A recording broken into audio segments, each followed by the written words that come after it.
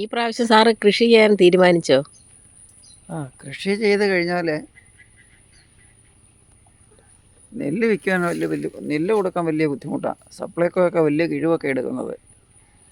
അതിൻ്റെ ചിലവും നെല്ലിൽ നിന്ന് കിട്ടുന്ന വിലയും നോക്കിക്കഴിയുമ്പോൾ അതിനകത്തൊന്നും മിച്ചമൊന്നുമില്ല. കഷ്ടപ്പാടാണ് മിച്ചം. തന്നെയല്ല, പുഞ്ച കൃഷി എല്ലാ വർഷവും ജനുവരി 15-20 കഴിഞ്ഞൊക്കെ വെള്ളം പറ്റി വരത്തുള്ളൂ. അപ്പോഴേ കൃഷി ചെയ്യാൻ പറ്റുള്ളൂ. പിന്നെ ഇപ്രാവശ്യം വെച്ചാൽ നേരത്തെ വെള്ളം പറ്റി. അപ്പോൾ വിചാരിച്ചു കുറച്ച് ഏരിയ ഉള്ളൂ, അത് കൃഷി ചെയ്യാമെന്നുള്ള തോന്നലിൽ 2 പേരെ ഇന്ന് നിർത്തി. രാവിലെ 8 മണിയാകുമ്പോൾ വരും. വന്ന് കൃത്യസമയത്ത് വരും.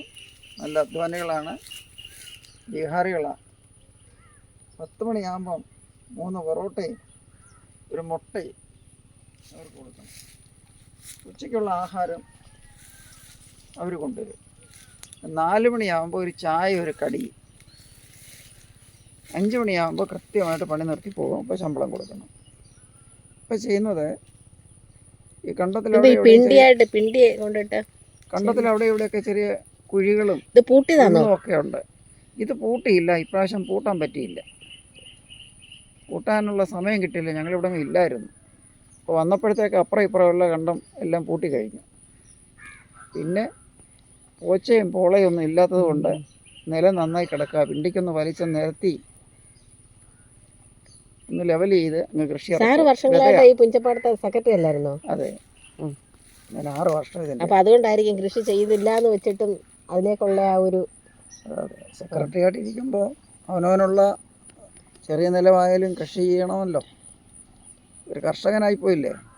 അപ്പോൾ ലാഭനഷ്ടം നോക്കാതെ അങ്ങ് ചെയ്യുക. വിത്തൊക്കെ സാർ വാങ്ങിച്ചായിരുന്നു? എല്ലാം കൃഷിഭവനിൽ നിന്ന് ഫ്രീ ആയിട്ട് കിട്ടി. നാളെ പോയി വാങ്ങിക്കണം വിത്ത്. ഇന്ന് അവധിയായിരുന്നു വാങ്ങിച്ചത്? ഇന്ന് അവധിയാണ്. ഞങ്ങളിവിടെ ഇല്ലായിരുന്നു. ഇന്നലെ വന്നു. എവിടെ പോയിരുന്നു? മോളൊക്കെ താമസിക്കുന്നത് സാറ് നേരത്തെ ഇന്ത്യയിലൊക്കെ പോയെന്ന് പറഞ്ഞു. വെളിയിലൊക്കെ പോയി. എവിടെ, ഏതൊക്കെ സ്ഥലത്തായിരുന്നു? അത് പല സ്ഥലത്തും പോയിട്ടുണ്ട്. ന്യൂസിലാൻഡ് പോയിട്ടുണ്ട്, പാരീസ് പോയിട്ടുണ്ട്, പിന്നെ ഹോങ്കോങ്ങിൽ പോയിട്ടുണ്ട്.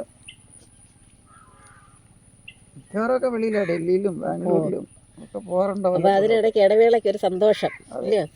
എപ്പോഴും നമ്മുടെ കൃഷി മഹാലക്ഷ്മി അല്ലേ നെല്ല്. അതെ, കേരളത്തിലെ കർഷകരാണല്ലോ. കർഷകരുണ്ടെങ്കിലല്ലേ നമുക്ക് നമ്മൾ ഈ കഴിക്കുന്ന ആഹാരമാണ് നമ്മുടെ രാജ്യത്തിൻ്റെ നെടുന്തൂണ്. എന്നും കഴിക്കുന്നതാ. കൃഷിക്ക് ചെറിയ ആനുകൂല്യങ്ങളൊക്കെ സർക്കാർ തരുന്നുണ്ട്. അതുകൊണ്ടൊക്കെയാണ് കൃഷി ചെയ്യാമെന്ന് വിചാരിക്കുന്നത്.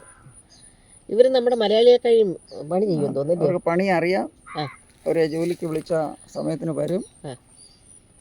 നല്ല രീതിയിൽ ജോലിയും ചെയ്യുന്നുണ്ട്. ഓക്കെ സാറേ. ശരി സാറേ, താങ്ക് യു. ഓക്കെ.